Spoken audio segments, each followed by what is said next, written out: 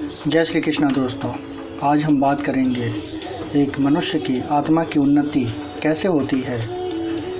जीवन की वास्तविक सफलता और समृद्धि आत्मभाव में जागृत रहने से है। जब मनुष्य अपने को आत्मा अनुभव करने लगता है तो उसकी इच्छा, आकांक्षा और अभिरुचि उन्हीं कामों की ओर मुड़ जाती है जिनसे आध्यात्मिक सुख मिलता है। हम देखते हैं कि चोरी, हिंसा, व्यभिचार, छल एवं अनीति भरे दुष्कर्म करते हुए अंतःकरण में एक प्रकार का कोहराम मच जाता है। पाप करते हुए पांव कांपते हैं और कलेजा धड़कता है। इसका तात्पर्य है कि इन कामों को आत्मा नापसंद करता है। यह उसकी रुचि एवं स्वार्थ के विपरीत है। किंतु जब मनुष्य परोपकार, परमार्थ, सेवा, सहायता, दान, उदारता, त्याग, तप से भरे हुए पुण्य कर्म करता है तो हृदय के भीतरी कोने में बड़ा ही संतोष, हल्कापन, आनंद एवं उल्लास उठता है। इसका अर्थ है कि वह पुण्य कर्म आत्मा के स्वार्थ के अनुकूल है। वह ऐसे ही कार्यों को पसंद करता है। आत्मा की आवाज़ सुनने वाले और उसके अनुसार चलने वाले सदा पुण्य कर्म ही करते हैं। पाप की ओर उनकी प्रवृत्ति ही नहीं होती, इसलिए वैसे काम उनसे बन भी नहीं पड़ते। आत्मा को तात्कालीन सुख सत्कर्मों में बड़ा ही सुख आता है।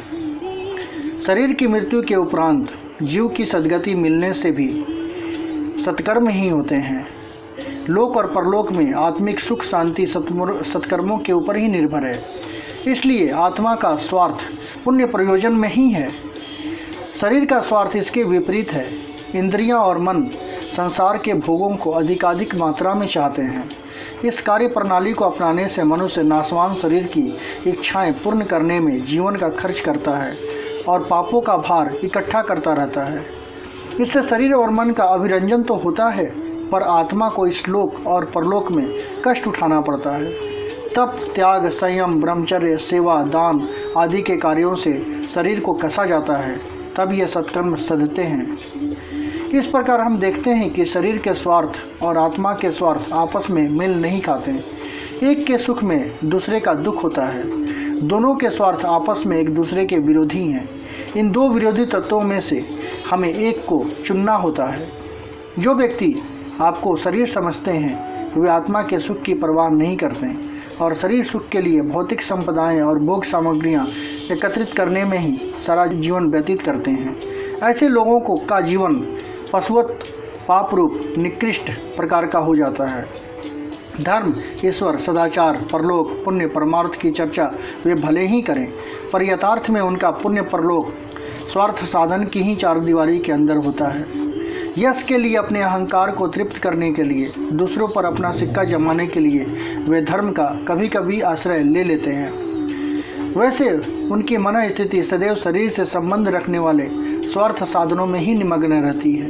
परंतु जब मनुष्य आत्मा के स्वार्थ को स्वीकार कर लेता है तो उसकी अवस्था विलक्षण एवं विपरीत हो जाती है। भोग और ऐश्वर्य के प्रयत्न उसे बालकों की खिलवाड़ जैसे प्रतीत होते हैं। शरीर जो वास्तव में आत्मा का एक वस्त्र या औजार मात्र है, इतना महत्वपूर्ण उसे दृष्टिगोचर नहीं होता है कि उसी के ऐश आराम में जीवन जैसे बहुमूल्य तत्व को बर्बाद कर दिया जाए।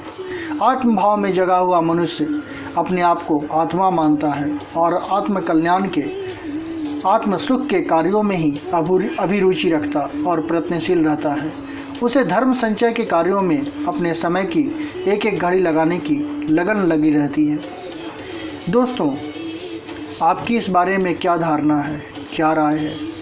कृपया कमेंट बॉक्स में हमें ज़रूर बताने की कृपा करिए। जय श्री कृष्णा दोस्तों।